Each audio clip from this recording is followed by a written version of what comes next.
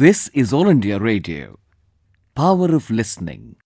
Under this series tonight, we take you on a journey to the world of yet another magnificent facet of the traditional Indian knowledge systems. In our last episode, we talked about the history and evolution of the ancient Indian calendar system. In today's episode, we shall be focusing on the Indian national calendar. As you all know, prior to European colonialism, Southeast Asia were under the influence of the Indosphere of Greater India, where numerous Indianized principalities and empires flourished for several centuries. It was the expansion of an organized culture that was framed upon Indian originations of royalty, Hinduism and Buddhism, and Sanskrit. In the late 80s, a copperplate inscription was found near the mouth of the Lumbang River in Wawa, Lumban, Laguna in the Philippines. It is an official document, more precisely an acquittance, inscribed in the Shaka year 822. It is the earliest known calendar-dated document used within the Philippine Islands.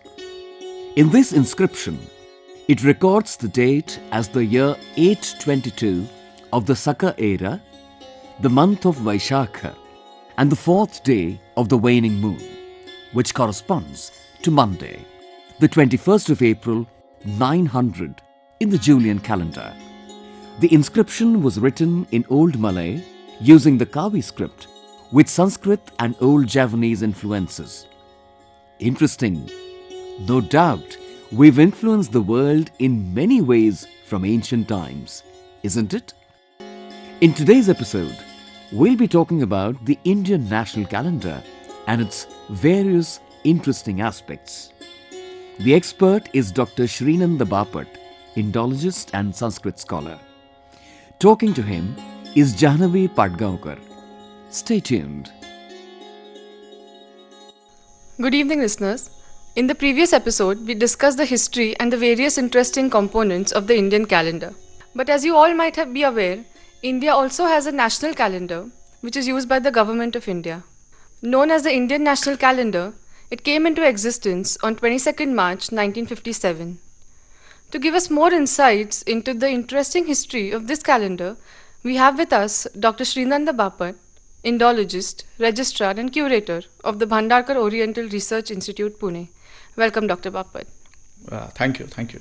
So my first question to you is, what exactly is this Indian National Calendar? It is a calendar that was created after independence, and as you rightly pointed out, that it was made applicable on the 22nd of March 1957. So it was a calendar that was deliberately made to be used throughout India, because in India there were several different calendars used for different purposes, and that is why it was thought that now that we are independent, we should have a national calendar which can prevail in the whole country. So, as you pointed out that there were different calendars existing in India. So, how many were they? Could you just elaborate on that point? In the letter that was sent by the then Prime Minister of India, Pandit Jawaharlal Nehru, it is stated that it is found that there are at least 30 calendars, 30 calendars prevalent in India. Now, you see, these 30 calendars, some of them were solar, some of them were lunisolar, some of them were completely lunar. Then there were some calendars that used to have their first day in Chaitra, the month of Chaitra. Some others had in the month of Kartika. Right. Then some had on the vernal equinox, that is the 22nd of March. Okay. Then there used to be calendars that used to start when the sun enters into the Orion.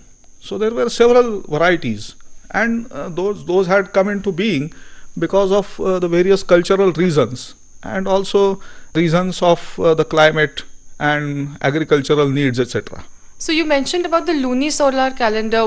Could you just briefly tell us what is that? Yeah, you see, now the basic calendar should be actually solar.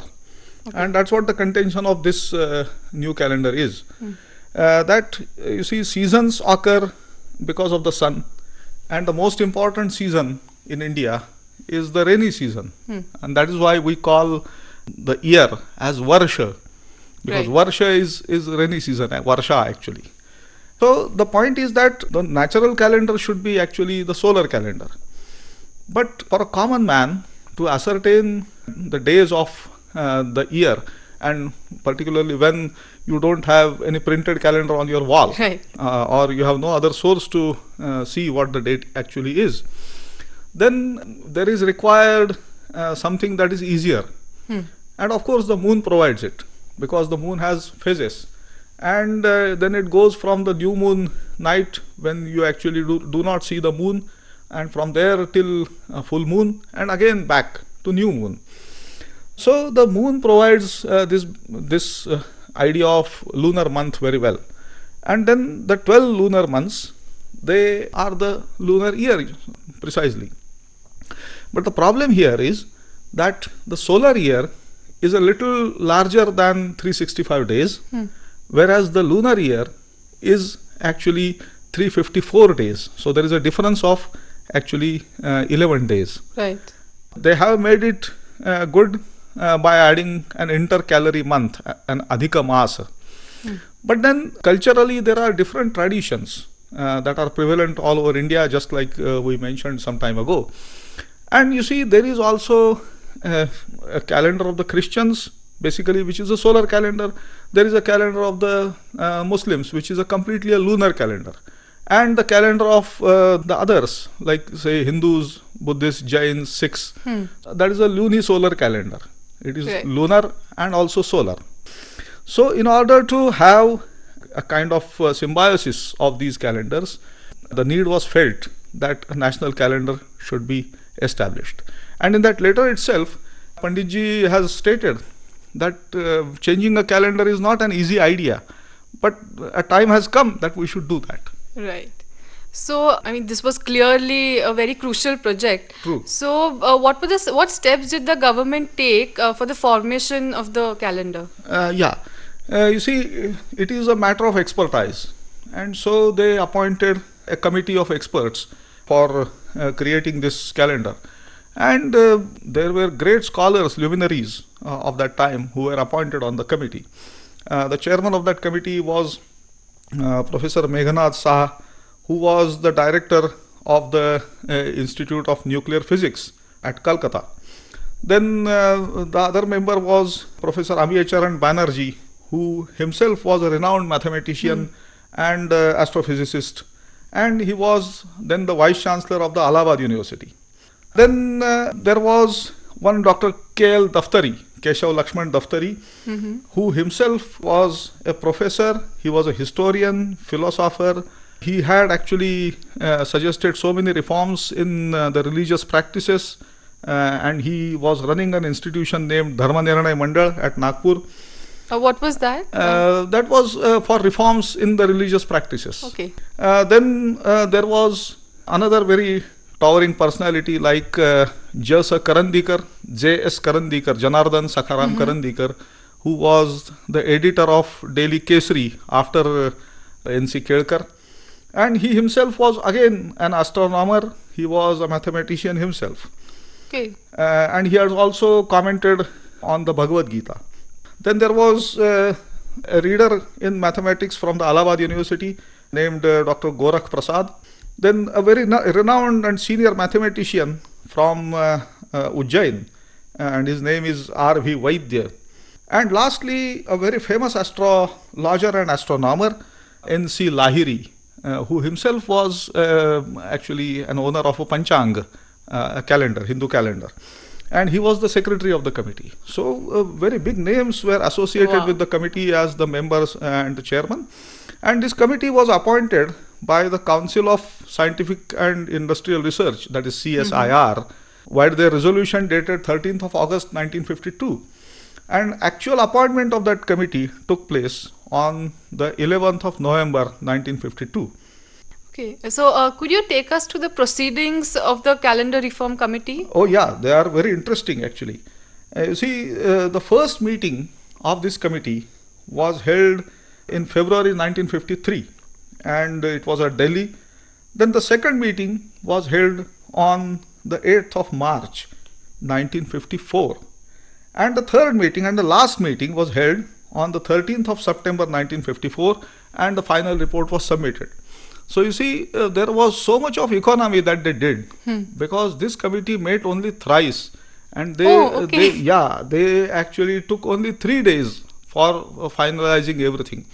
But in the meantime, it appears from the reports that they had a very vigorous correspondence.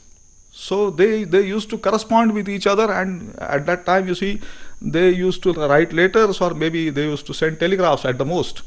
So you said that the committee came into action in 1953, Yeah. but the calendar came into existence in 1957. Yeah. So why the gap? The point is that the committee submitted its report to the government, Right. and this report they submitted in 1954, towards the end of 1954. Okay. Then you see, it is now the government to accept the report, so that must have taken some time to Right. examine it. And then a normal government procedure is that it is kept open to the public to express their opinion, so that must have taken place. And then towards the end of 1955, then the report was printed and published finally. Right. Now today you can actually send everything within seconds to the Yes. whole country. True. But that was not the case at that time.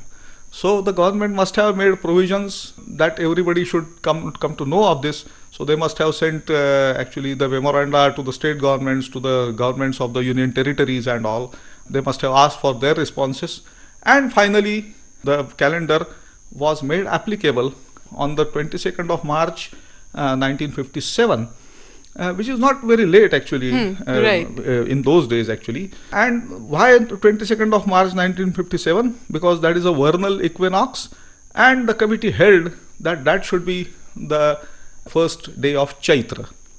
Now, there is something that I should tell you, that before this calendar was made applicable, I told you that the report was printed and published in December 1955. But the chairman of that committee, Meghnad Saha, he actually did not see the actual enforcement of the calendar. He died on the 16th of February 1956. And also another member, K.L. Daftari, he died 3 days later. So that was on 19th of February 1956. So these two illustrious members and chairman, they could not actually see that the calendar they had suggested could be enforced actually. So that was a pity, so to say. Right, true.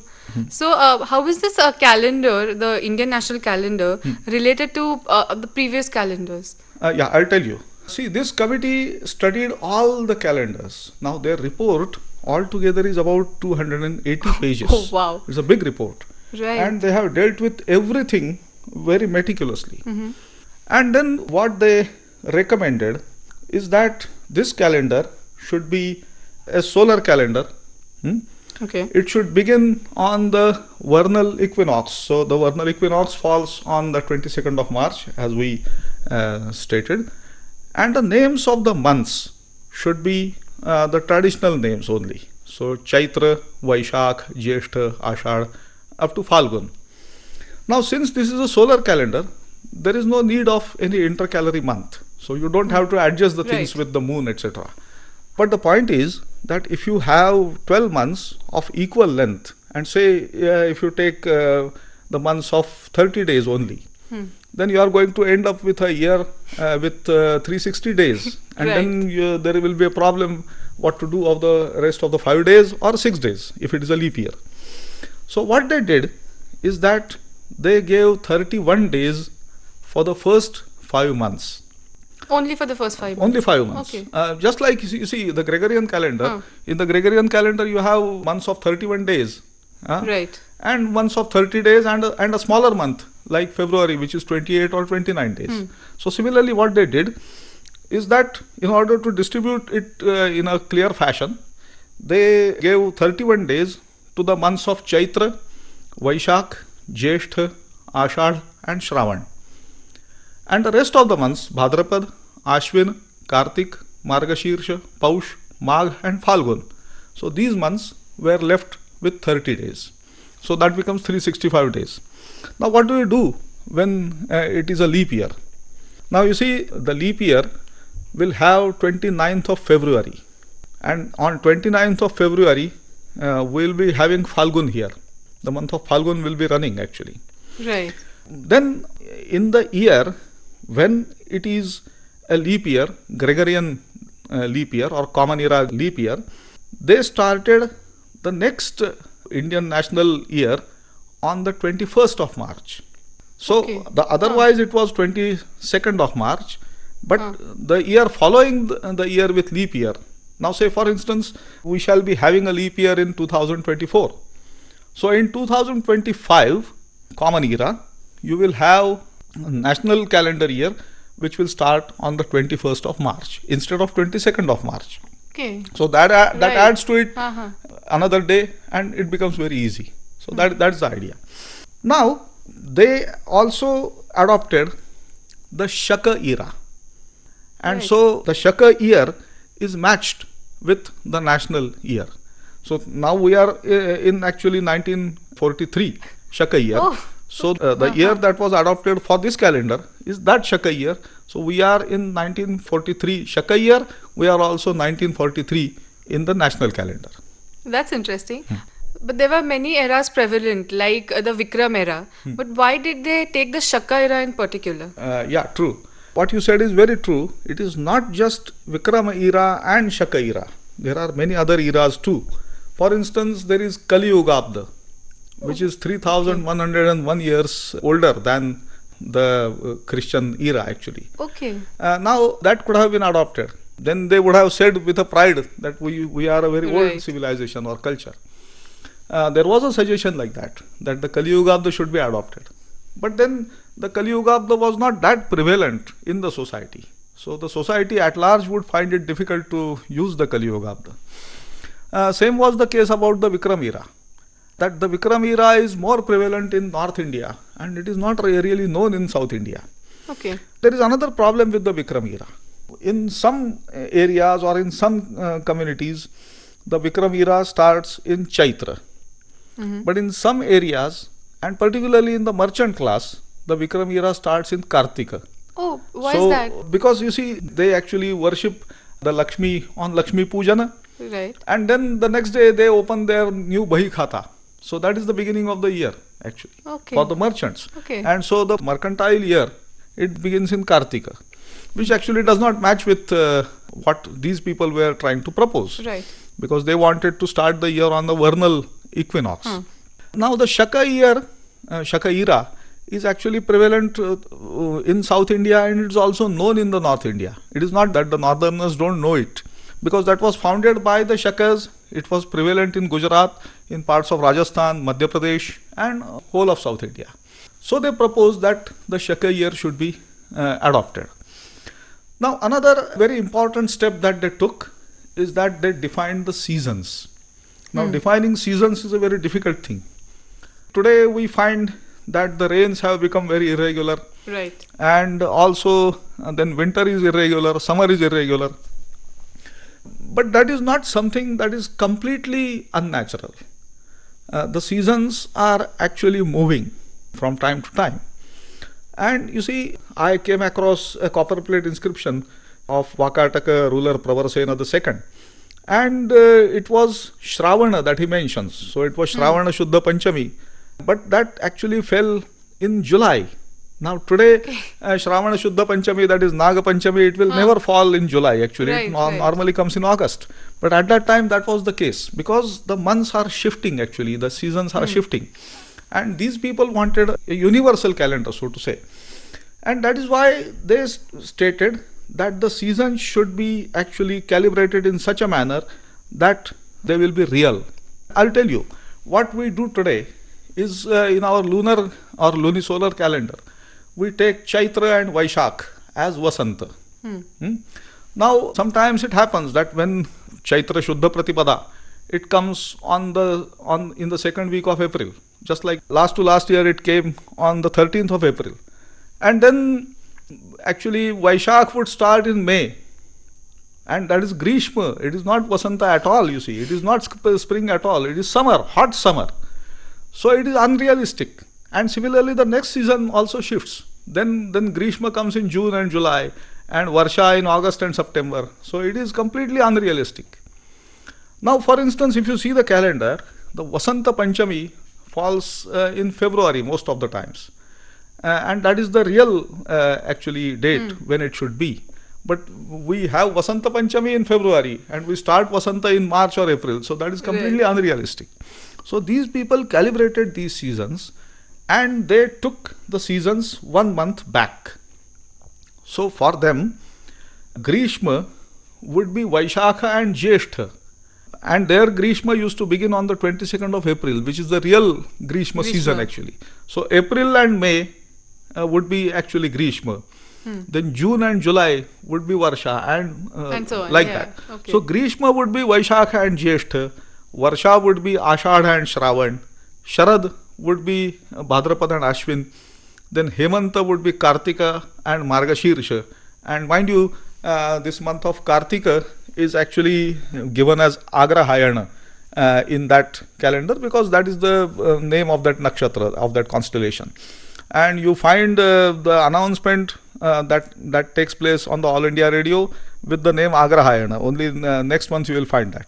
Okay. So Agrahayana, then Shishira becomes Pausha and Magh, and Vasanta, rightfully, it comes in Phalguna and Chaitra instead of Chaitra and Vaishakh. So this is a big reform that they actually proposed, and that is certainly something that is revolutionary, I will say. Right. But are there any limitations to this calendar? Yes, certainly. You see, there is one thing that our festivals remain lunisolar or lunar. For instance, we have Deepavali, which occurs on Amavasya. We have Vijayadashmi, which occurs on Dashami. Then we have several Ekadashis that are important. We have several Chaturthis that are important. Several Shashthis that are important. So these are all lunar dates. And they cannot be actually accommodated in this solar calendar because they are completely based on the phases of the moon.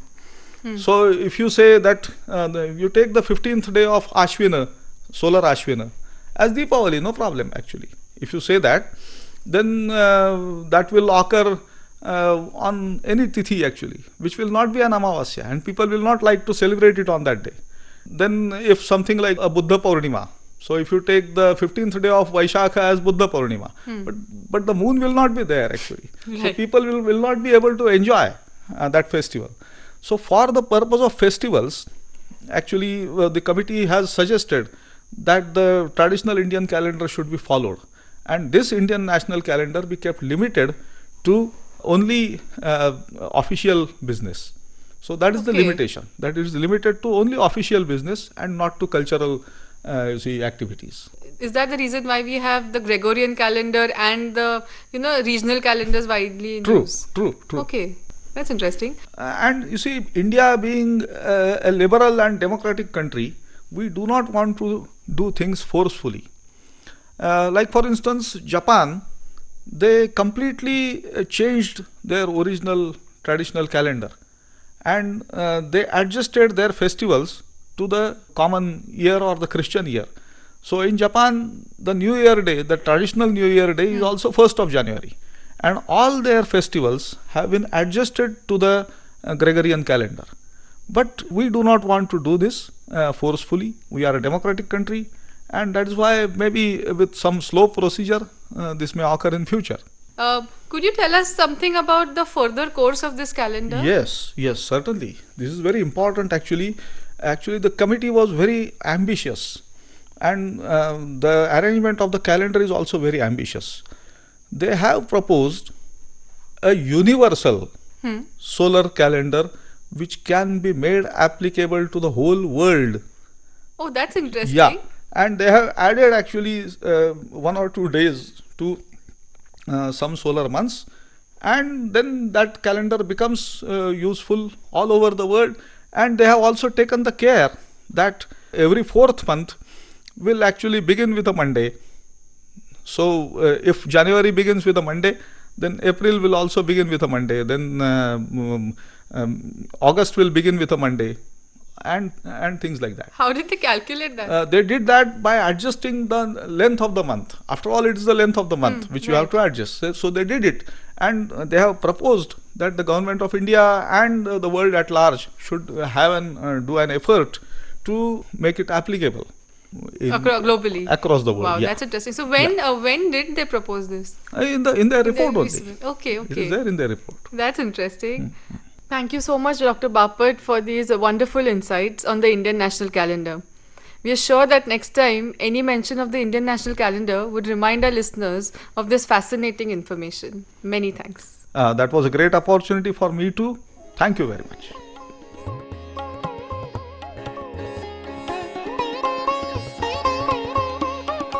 The Indian National Calendar.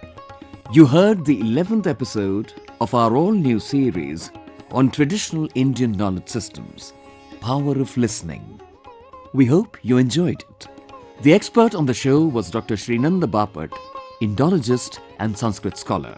Talking to him was Jahanavi Padgaonkar. Special thanks to All India Radio Pune, Randhir Thakur and Amol Parth for their contribution.